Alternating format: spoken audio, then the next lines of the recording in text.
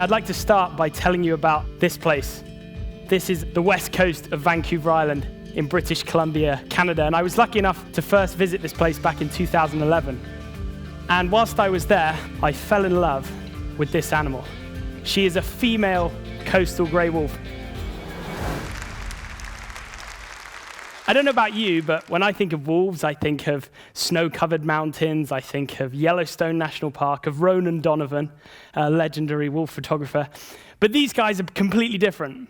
They live off the ocean. Up to 90% of their diet comes from the ocean. They eat fish, barnacles, mussels, clams, even washed-up whales. They live this incredible existence, and this particular day will stay with me forever because it was the first time I'd ever got close to a coastal wolf.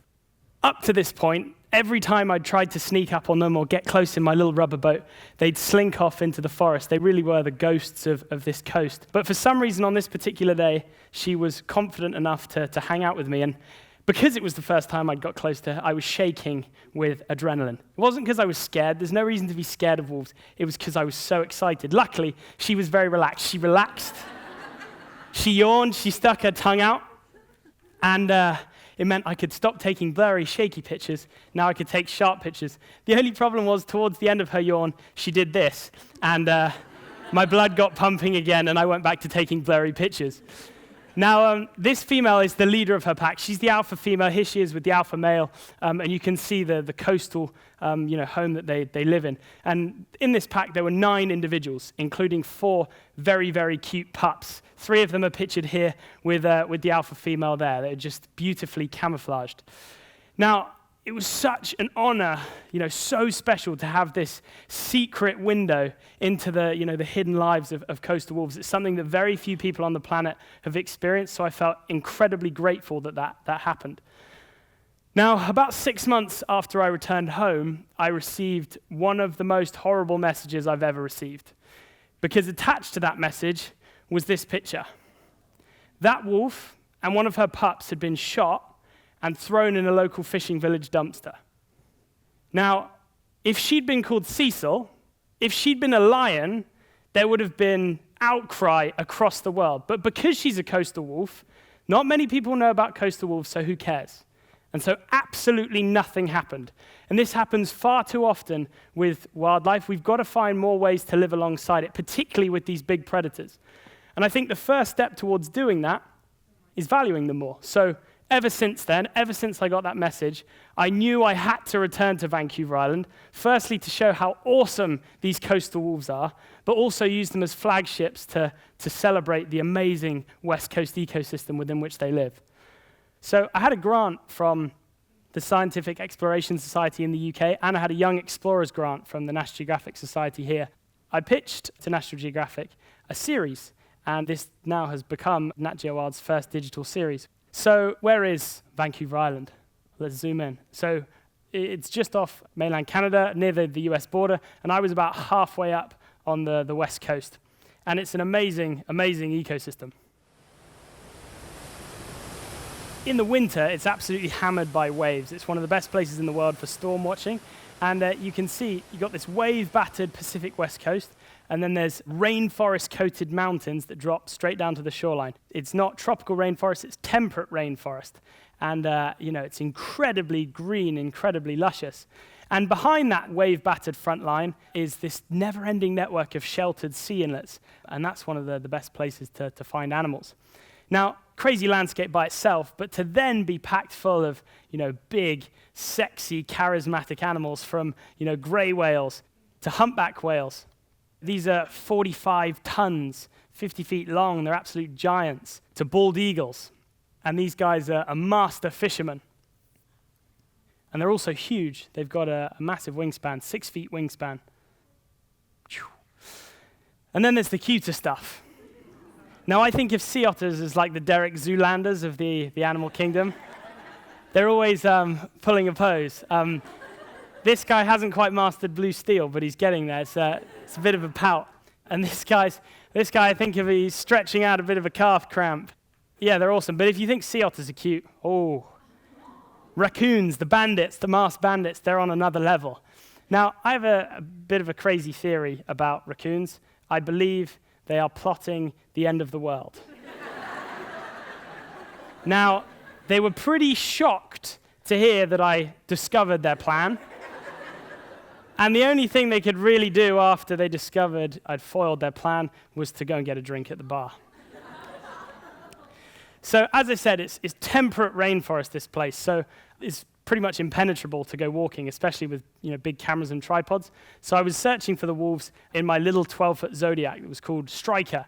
I was filming mainly from the boat, from the water, but where possible, I did get out on land, and I spent a lot of time in blinds. And having had those amazing experiences with coastal wolves in the past, I went into this pretty confident that I could find coastal wolves, but they were just giving me the runaround. I was getting absolutely nothing. They were, ghosts. Now, this coast receives a huge amount of rainfall, and often it's difficult to stay out when the weather's miserable, but I had this, this idea that I needed to stay out in all conditions because, that could be when you get lucky. So this is myself in a little hailstorm.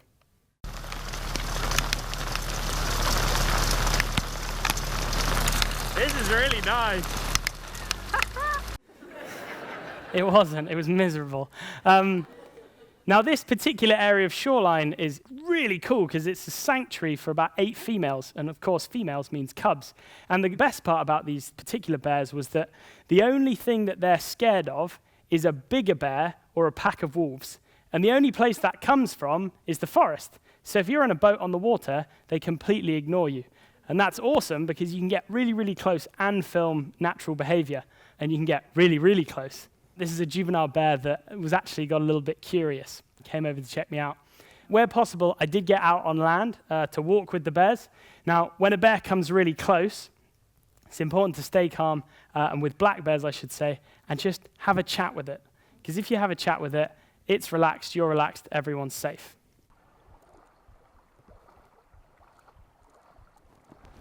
Okay, we're here.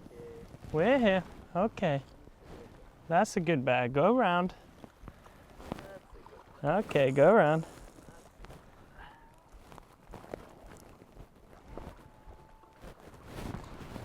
Go around. Good bear. And then everyone's happy.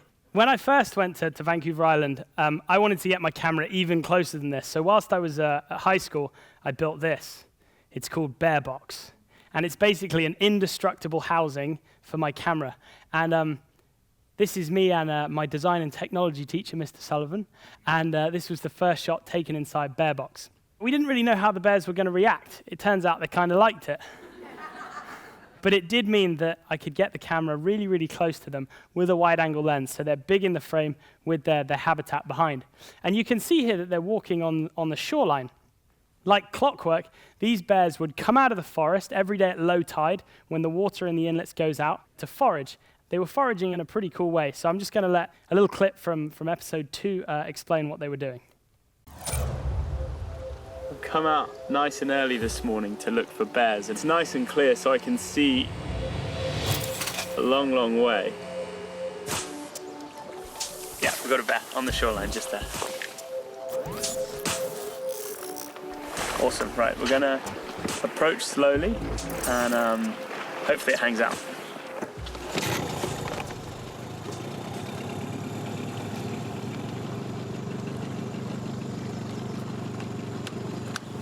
Yeah, really excited.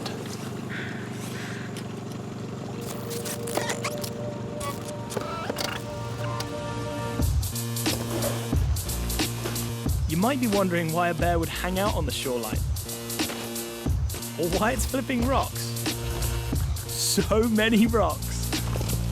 I've just found out this is a young male bear, because he has a big set of balls.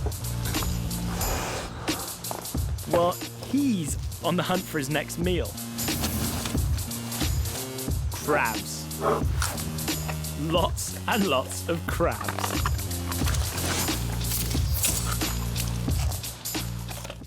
So I was having great luck with the bears, filming them on the rocky shore, but still, the wolves were giving me the runaround. Wildlife is weird when you try and film or photograph it, because had I said, I want to make a film about black bears, well, I would have seen no black bears and loads of coastal wolves. That's just, how it works. And all the other animals were putting on an amazing show. I had loads of really cool encounters with orca, killer whales. The orca in this particular area are transient, and one of their favorite foods are these guys, Steller sea lions. Now, these sea lions are pretty formidable predators in their own right. The males are not very pretty. They can be 2,000 pounds, 11 feet long. They're absolute monsters. And when they're on land, they're pretty ugly. They're just these big fat blobs of blubber. And I wanted to make an episode about them, but I didn't think it was fair to only film them when they were hauled out on the rocky shore. So I decided to get in the water with them. And I wasn't really sure how they were going to react to the camera and the lights and things. Turns out, they kind of like me. Now, this doesn't look like a brilliant situation to be in, so I'm going to let a little clip explain what exactly is going on.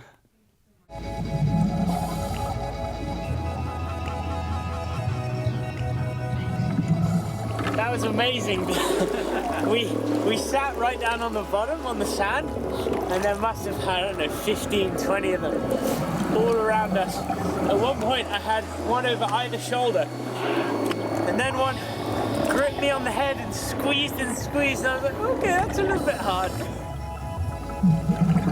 But the whole time, it doesn't feel like they're being aggressive. It feels like, they don't have arms. If they want to know what a new funky object feels like, they can't use their hands. They don't have any. They've got to just have a little bite. And so it's very much a loving, tender bite, rather than an aggressive, I want to eat you bite. Now, ironically, it was actually one of the smallest sea lions on this rocky haulout that came closest to killing me.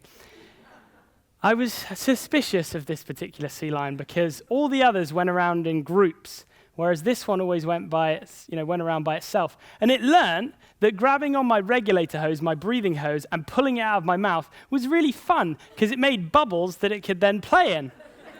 Now, of course, this was scary the first time, but once I kind of worked out what he was doing, I flipped the camera around so I could see him coming in the reflection of my underwater housing. I could see him coming over my shoulder, and I tried to catch him in the act.